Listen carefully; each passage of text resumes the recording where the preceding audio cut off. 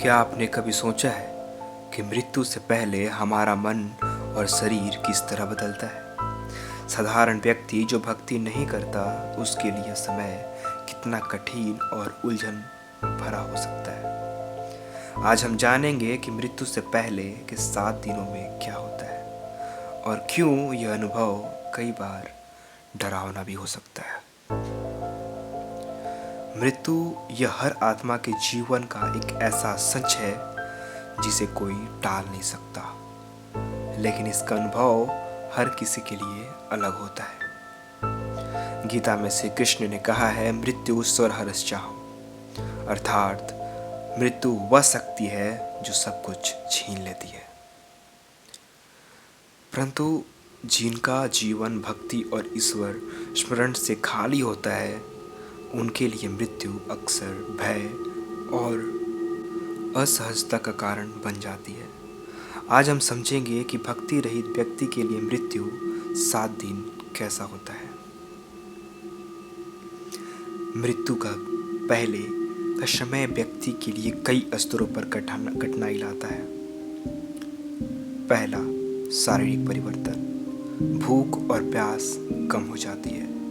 जो उस व्यक्ति की भूख है, जो उसकी हंगर है, जो उसके लगता है कि जो उसका भूख प्यास सब धीरे धीरे कम होने लगता है। ना उसे भूख लगती है, ना उसे प्यास लगती है।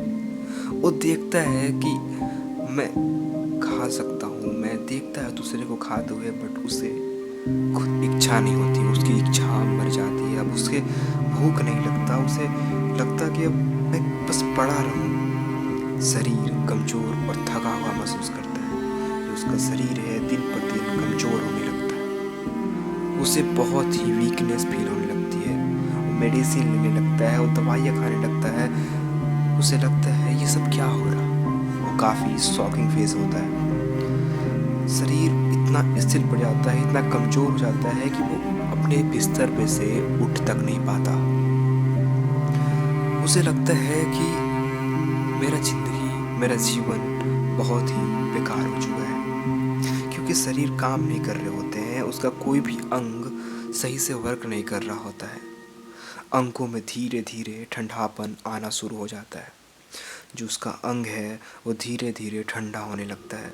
उसे वो जो अंग है वो धीरे धीरे, जैसे लकवा में, जैसे पैरालिसिस में उसका जो अंग है रुक जाता है, स्थिर हो जाता है। तो कभी कभी उसे लगता है कि मैं कुछ कर ही नहीं पाऊँगा, मैं कुछ कर ही नहीं पा रहा। जैसे वो ग्लास का पानी लेना चाहता है और पानी भी उठाने में उसका हाथ कंपेमाइन होता है, उसका हाथ कांपने लगता है और वो पानी भी अपने से नहीं पी पाता, ना वो टहल पाता है। बस उसको मन करता है बस पड़े रहें, बस बेड से उठे ना। उसे डर लगने लगता है। उसे समझ नहीं आता कि मेरे साथ ऐसा क्यों हो रहा है। उसकी आंखों की चमक फीकी पड़ जाती है। यह सब शरीर की ऊर्जा समाप्त होने का संकेत है। ना उसका कोई कांति बचता है, ना उसका कोई रूप बचता है। उसका शरीर धीरे धीरे बहुत ही डल होने लगता है। धीरे धीरे आंखों में कालापन छा जाता है। धीरे धीरे शरीर बहुत दुबला हो जाता है। दूसरा, मानसिक परिवर्तन। व्यक्ति के मन में अनिश्चितता और डर बढ़ने लगता है। जो उसका मन है वो बहुत ही अनिश्चित होता है। वो कुछ समझ ही नहीं आता है कि मैं क्या सोच रहा हूँ, मैं क्या कर रहा हूँ। उसके मन में बहुत सारे थॉट आने लगते हैं और बहुत ही डरने लगता है। उसका जो डर है वो बहुत हाई पिक पे होता है। उसका डर बहुत ही ज़्यादा बढ़ने लगता है। वो घबरा जाता है और उसका जो मन इतना विचलित होता है कि वो मन को सह नहीं पाता। अपने परिवार और प्रियजनों से अलग होने का विचार उसे बेचैन करता है। उसे इस बात का डर लगता है कि ये सब छूट जाएंगे, ये सब चले जाएंगे। वो सोचता है कि मेरा जीवन क्या, मैं क्या करूं। वो अपने परिवार को देखता है और बस अब कुछ कर नहीं सकता। बस अंदर ही अंदर वो रोता है, तड़पता है। लेकिन बहुत देर हो चुकी होती है।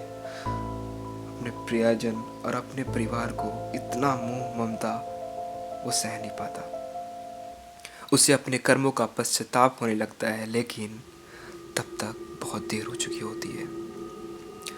गीता में कहा गया है, अन्यथा मृत्यु का समय मनुष्य के लिए सबसे कठिन परीक्षा है।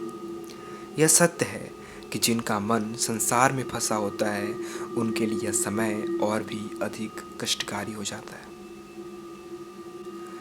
भक्ति रहित व्यक्ति के लिए मृत्यु के समय मोह और डर बढ़ जाता है। पहला, मोह का बढ़ना। मृत्यु के करीब आते ही व्यक्ति का अपने प्रयोजनों, संपत्ति और इस संसार से मोह और बढ़ने लगता है। जैसे जैसे उसकी मृत्यु करीब आती है, जैसे जैसे उसकी मृत्यु नज़दीक आती है, उसे लगता है कि अब मैं ज़्यादा दिन तक नहीं हूँ, अब मैं इस संसार में नहीं रहूँगा। तो जो उसका प्रयोजनों से, अपने परिवार से, अपने संपत्ति से, अपने धन से, अपने दौलत से, अपने घर से जो उसका मोह है वो बहुत ज़्यादा बढ़ने लगता है। उसका मोह, अटैचमेंट बहुत हाई पीक पे होता है। उसे लगता है कि मैंने जो इतना कमाया, जो इतना मेहनत किया, इतने अपने दम पर घर बनाया, ये किया, वो किया, वो सब कुछ छूटने वाला है, वो सब कुछ ख़त्म होने वाला है। वो बहुत ज़्यादा डर जाता है। उसे समझ में नहीं आता है कि मैं क्या करूं और मैं क्या ना करूं। वो चाहता है कि मेरी संपत्ति हमेशा बनी रहे, मेरा घर हमेशा बने रहे, मेरा जो परिवार है हमेशा सुखी रहे, बट ये सच्चाई नहीं है। वह इन सब को छोड़ने के लिए तैयार नहीं होता। उन्हें लगता है कि मैं इसे नहीं छोड़ सकता, मैं नहीं जा सकता। कई बार वो अपने परिवार को देखकर रोता है और गुस्सा करता है खुद पे, परिवार पे। उसको लगता है कि ये मेरे साथ क्या हो रहा है। बस अंदर अंदर रोना और परिवार पे गुस्सा होना। दूसरा, डर का बढ़ना। मृत्यु के बाद क्या होगा, ये सवाल व्यक्ति को भीतर से तोड़ देता है। वो बस ये सोचते रहता है कि अगर मैं मरा तो उसके बाद क्या। उसने अभी कभी उद्देश्य बनाया ही नहीं, कभी जाना ही नहीं जीते जी कि मृत्यु के बाद क्या होता है। उसका यह सवाल बहुत ही भीतर से तोड़ देता है और उसे बहुत ही ज़्यादा डर लगने लगता है। उसे अंधकार और अनिश्चितता का अनुभव होता है। उसे सब कुछ डार्क दिखने लगता है। उसे लगता है, कभी कभी उसे उठता है तो उसकी आंखों के सामने अंधेरा छा जाता है। वो डरने लगता है। उसका अनुभव होता है कि ये सब क्या हो रहा है मेरे साथ।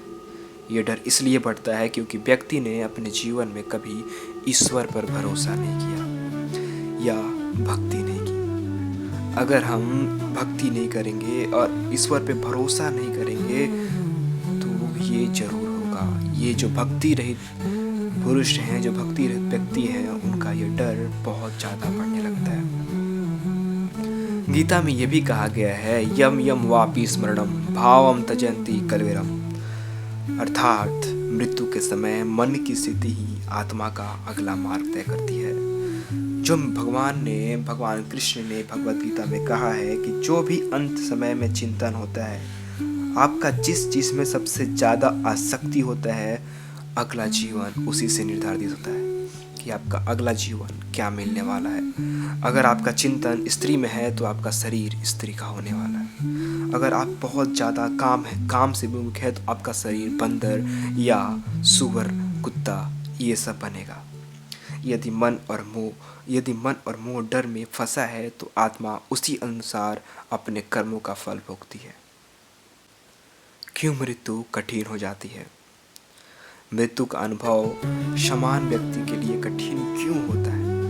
पहला, भक्ति और ईश्वर स्मरण का अभाव। जिसने जीवन पर भौतिक सुखों और को प्राथमिकता दिया है, उसी को सबसे टॉप पे रखा है, उसी को अपने प्रायोरिटी में रखा है, तो उसके लिए मृत्यु अलगाव कठिन होता है। उसे लगता है कि ये सब छूटेंगे, ये सब चले जाएंगे, जो भी मेरी मटेरियल लाइफ है, जो मेरा सब सुख है, जो मेरा गाड़ी है, बंगला है, सब कुछ छूट जाएगा। कर्मों का बोझ। बुरे कर्मों के साथ समय व्यक्ति को डर और पश्चाताप की ओर ले आता है। वो अपने कर्मों को देखता है कि मैंने जो पाप किया है, जो मैंने गलत कर्म किए हैं, उसका अब क्या सजा मिलेगा।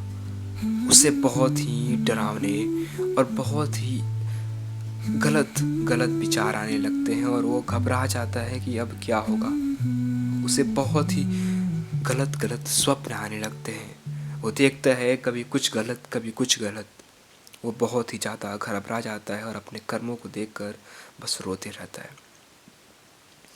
ईश्वर के प्रति अविश्वास। जिनका मन ईश्वर में लीन नहीं होता वे मृत्यु के समय किसी दिव्य सहारे के महसूस नहीं कर पाते। यह समय हमें याद दिलाता है कि भक्ति और धर्म का अभाव जीवन और मृत्यु दोनों को कठिन बना सकता है।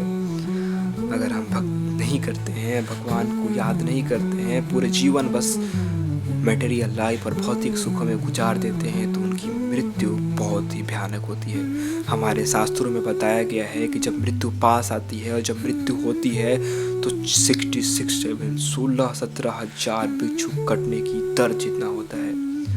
आप समझ सकते हैं कि एक बिच्छू अगर आपको काट ले तो कितना पेन, तो इतना ज़्यादा दर्द सहना पड़ता है।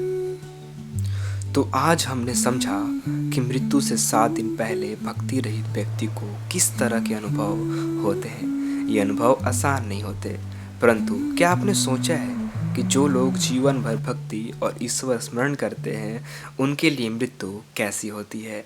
क्या उनके लिए समय एक दिव्य और सुखद अनुभव बन जाता है? इसका उत्तर हम अगले वीडियो में देंगे।